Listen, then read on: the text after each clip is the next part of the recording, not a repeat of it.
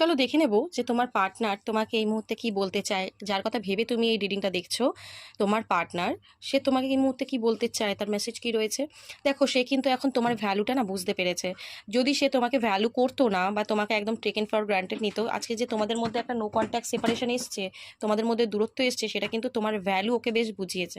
ওকে, তো ও কিন্তু তোমার সাথে আবারও সম্পর্কটা ঠিক করে নিতে চায়, সেই আশাটা কিন্তু ও এখনও ছাড়েনি, রেখেছে। ওকে, তো এখানে যেটা দেখা যাচ্ছে, তোমার পার্টনার যদি তোমার থেকে দূরে চলে গিয়ে থাকে, তো সে কিন্তু আজকে বুঝতে পারছে যে তোমার থেকে দূরে থাকাটা তার জন্য একদমই সঠিক বা তার জন্য ভালো নয়। সে কিন্তু আজকে স্যাটিসফাইড নয়। হ্যাঁ, হতে পারে সে তোমার থেকে কিন্তু একটু স্পেস নিয়ে রয়েছে, তোমার থেকে দূরে রয়েছে, কারণ সে মনে করছে আমি একটু একাকী থাকি, থেকে বোঝার চেষ্টা করি অ্যাকচুয়ালি আমার সাথে হচ্ছেটা কি, মানে তাকে ছেড়ে আমি কি থাকতে পারবো না পারবো না, মানে তোমাকে নিয়ে ঠিক অ্যানালাইসিস করার চেষ্টা করছে। ঠিক আছে, তো এখানে যেটা হচ্ছে, সে স্পেস নিয়ে এটাই বুঝতে পেরেছে যে তোমার সাথেও কোনো দিনই মানে ডিস্টেন্স মেনটেন করেও থাকতে পারবে না। এই সম্পর্কটা যতই তুমি দূরে চলে যাও বা ও দূরে চলে যাক, কোনোদিনই এই সম্পর্কটা মানে এন্ড হওয়ার নয়।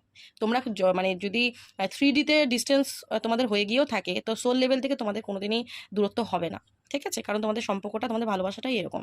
তো ও কিন্তু তোমার সাথে রিউনিয়নটা চায়। ঠিক আছে, রিউনিয়ন করতে চায় এবং রিউনিয়ন করারই কিন্তু এনার্জি আছে। কেন কি, ও তোমাকে দেখো হোপ রেখেছে, ও কিন্তু হোপটা ছাড়িনি এখনো। তো রিউনিয়নটা কিন্তু হওয়া অবশ্যই পসিবল রয়েছে।